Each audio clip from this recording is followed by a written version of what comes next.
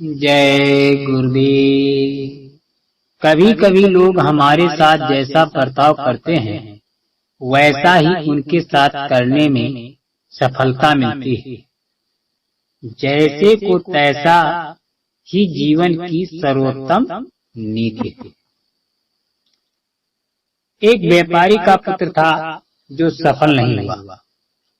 उसे अपने व्यवसाय में घाटा हुआ और उसका सारा पैसा डूब गया। उसने सफलता पाने के लिए देश के दूसरे हिस्से की यात्रा करने के बारे में सोचा। उसे अपने पूर्वजों से बहुत कीमती लोहे का तराजू विरासत में मिला था। जाते समय उसने अपनी यात्रा के लिए पैसे के बदले लोहे का तराजू पास के एक व्यापारी के पास गिरवी रख दिया। उसने पूरे देश की यात्रा की और उनकी यात्रा सफल रही। व्यापारी के बेटे ने फिर अपने गृह नगर लौटने का फैसला किया।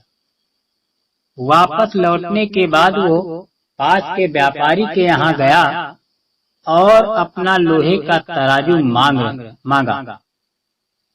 हे मित्र, कृपया वो लोहे का तराजू जो मैंने तुम्हारे पास रखा था उसे लौटा दो। दूसरी व्यापारी इसे वापस नहीं करना चाहता।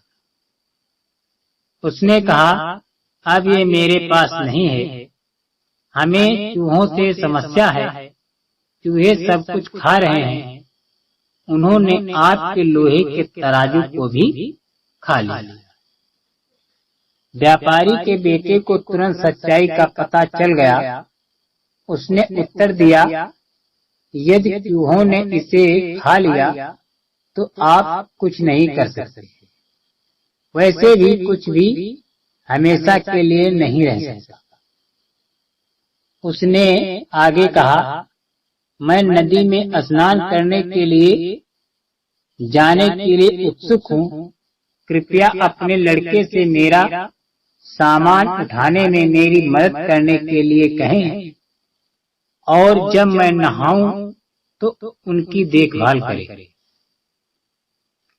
दूसरे व्यापारी ने सहमत व्यक्त की और अपने बेटे को बुलाया। बेटा, यह तुम्हारा चाचा है। कृपया इसके साथ नदी पर जाएं और निगरानी रखें ताकि उसका कोई भी सामान चोरी न हो सके।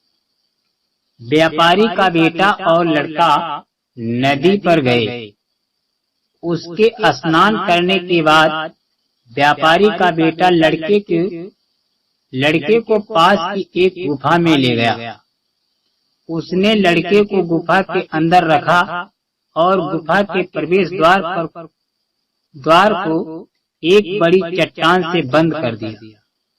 फिर वो दूसरे व्यापारी के यहाँ लौट आया।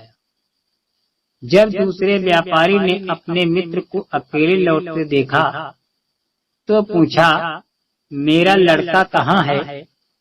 अकेले क्यों आए हो? व्यापारी के बेटे ने उत्तर दिया, मुझे आप पर दया आती है। जब मैं स्नान कर रहा था तो आपका लड़का किनारे पर खड़ा था। तभी ऊपर से उड़ता हुआ एक राजहंस नीचे आया और आपके लड़के को अपने पंजे में दबा ले गया। मैं कुछ न कर सका। ये सुनकर दूसरा व्यापारी क्रोधित हो गया। उसने कहा, तुम झूठे हो। एक राजहंस कभी भी अपने जैसे बड़े लड़के को अपने पंजे में उठा नहीं सकता। मैं गांव के बुजुर्गों से तुम्हारी शिकायत करूंगा। तुरंत ही दूसरा व्यापारी के बेटे को खींचकर पास के गांव के एक बुजुर्ग के पास ले गया और शिकायत करने लगा। दूसरे व्यापारी ने कहा, वो एक बदनाम आदमी है जिसने मेरे बेटे का अपहरण कर लिया है। गांव के बुजुर्ग के निर्देश दिया, आप ऐसा कैसे कर सकते हैं? उसके बेटे को तुरंत लौटा दो। लेकिन व्यापारी का बेटा टस से मस नहीं हुआ। उसने कहा, मैं कुछ नहीं कर सकता। एक राजहंस नदी के किनारे से बहकर आया और उसे अपने पंजे में उठा ले गया। ये सुनकर गांव के बुजुर्ग को गुस्सा आ गया। वो चिल्लाया, एक राजहंस एक बच्चे को कैसे ले जा सकता है? तुम झूठ बोल रहे हो।